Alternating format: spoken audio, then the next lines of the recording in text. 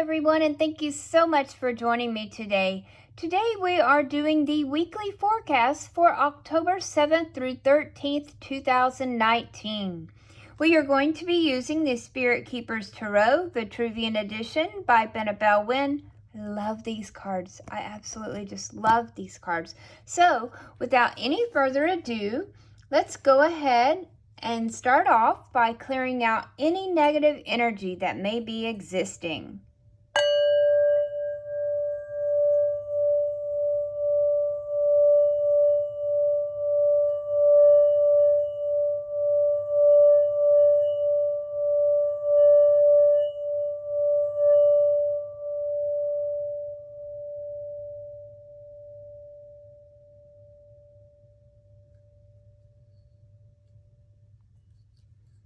Okay, so let's see what Spirit has for us this week.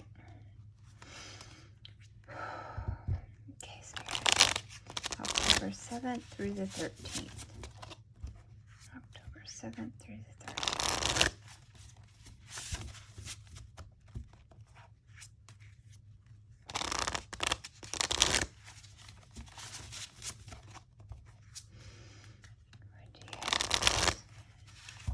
Guidance can you give us? What do we need to be aware of, Spirit? October 7th through 13th.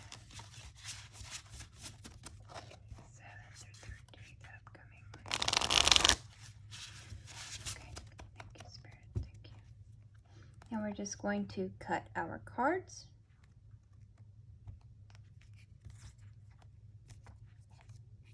Okay, and card number 1, what spirit will be most present this week? And we have the angel.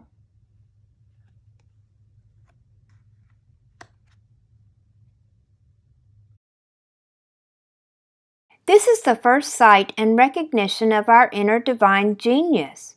It is the presence of your own holy guardian angel. Key 14 marks the transition point to a higher state of consciousness and thus a heightened state of personal well-being. This is the first omen that you are on the path to ascension. When the angel appears to you, exceptionalism amplifies your ordinary consciousness.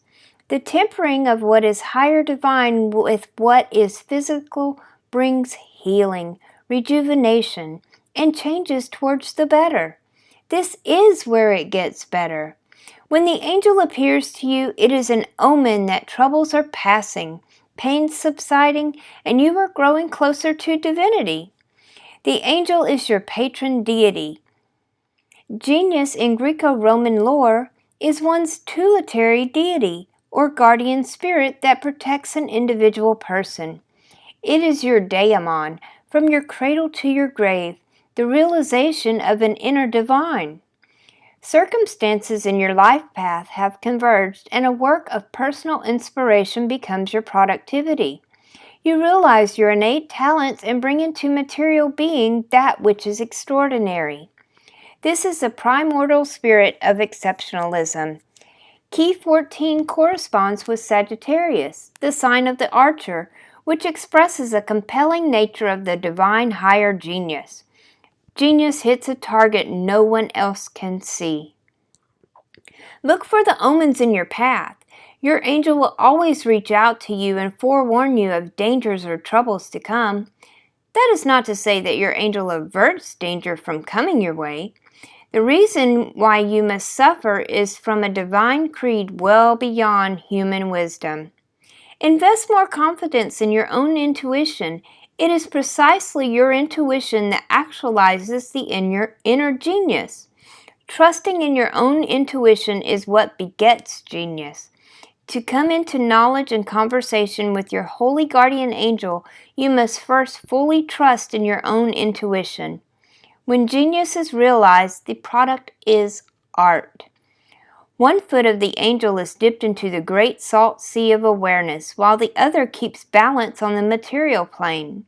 Written upon one / dissolve and concentrate. An alchemical maximum balancing a time to rest and a time to act, which leads to successful completion of the great work, and upon the other, the necessary changes having been made, reminiscent of the bow from key 6, the astrological polarity of the angel. When the spirit of the angel appears, it is divinity showing its face to you. It is divinity assuring you that you are never alone. You do not suffer the slings and arrows without your angel standing by.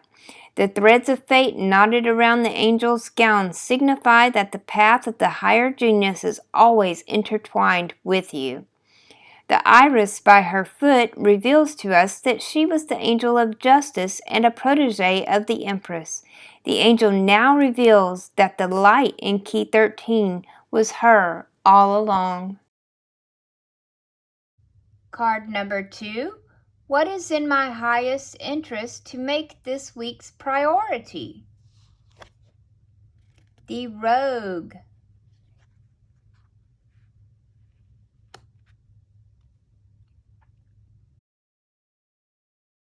The Rogue is mischief personified.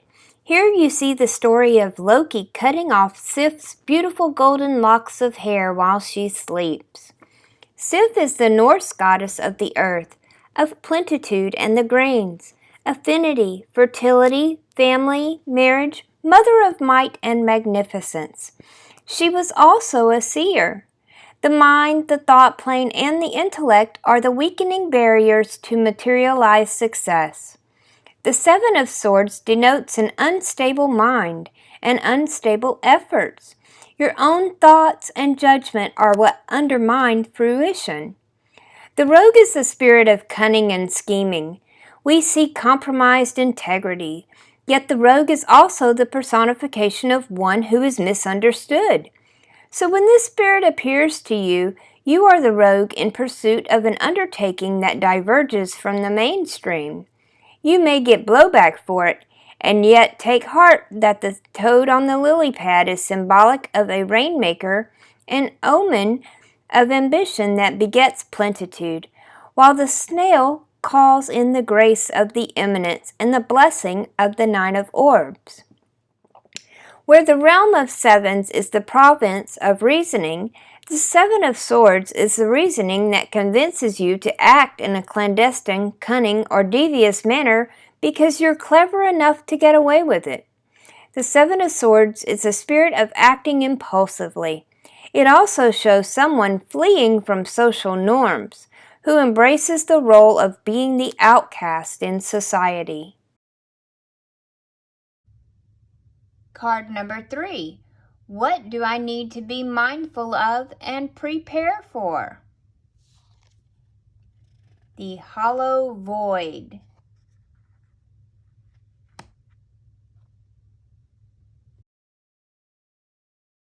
Here, a sorceress goddess of magic and healing, signified by the scorpion perched in the tree, has compelled a divine hand to offer you waters blended from the mystic sea and the sea of awareness, spiritual revelation and attainment of worldly knowledge that will fill that hollow void. When the hollow void appears, it reflects back at you your discontent. Meet that discontent with inner reflection and personal reevaluation. You want more out of your circumstances than what you've been granted. Go inward to determine the root cause of that discontent. Here, there is a questioning of purpose. So using the cards that were drawn for this week's forecast, I was able to come up with the I Ching of Sun. Sun is telling us to use gentle force, submit to the direction of the winds. The power you exert must be a gentle force. The wind is powerful because time is its power. The wind uses time to accomplish all endeavors. So you too, like the wind, must use time to accomplish your endeavor. Be the unseen influence. The magus cast a spell that will produce an unseen influence. Whether the warrior advances or retreats, both decisions will bode well so long as the decision is made with conviction.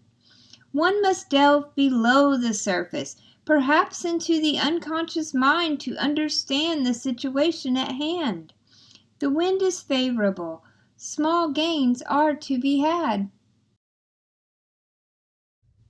Okay, so for the week of October 7th through 13th, 2019, as always, but especially this week, your ancestors and guardian angel are walking very close to you. They are watching over you and protecting you. Reach out to them and talk to them. They are here to bring you inspiration and balance. Trust the signs and feelings this week. You are not alone. Some of you are being called to cut the unstable thoughts, people, and things out of your life. For others, you are being called to go against the grain. Take risk. Take the less beaten path. Do things that you normally would not do. This could also be telling you to be on the lookout for others who are up to trickery and fuckery. They're up to no good. Watch out for those people. Think about things. What is your purpose? Spirit is offering you rejuvenation. Take time to meditate and clear your mind, especially when you start feeling down or doubtful. Keep a journal. I know you hear this all the time. Everyone always is saying, keep a journal, keep a journal. But yes, keep a journal. What triggers are causing these feelings of depression? Write it down. That way you'll be mindful of these things. Take your time this week. Quality over quantity. You will receive many blessings along the path of achieving all of your goals. Be thankful for all of the little blessings along the way. Even the obstacles are a form of blessing, especially when they are removed or overcome. Do not stress or worry. Just take one step at a time. I hope that today's message has resonated with you and will help lead you and guide you through this week. If you would like a more personal and in-depth reading, please go over to my website at www.conjureknits.com. I offer several different styles of readings. I offer phone sessions, video readings, and chat readings. Just click on one of the links at the top of the page. And don't forget, tomorrow we are having our Coffee, Cards, and Conjure live session. So if you would like the link to attend this live meeting, just scroll to the bottom of my homepage or click on the Stay Informed tab and sign up for my newsletter, and I will send you the direct link to join us. I look forward to seeing you there, and I hope you all have a very beautiful week. Love you bunches!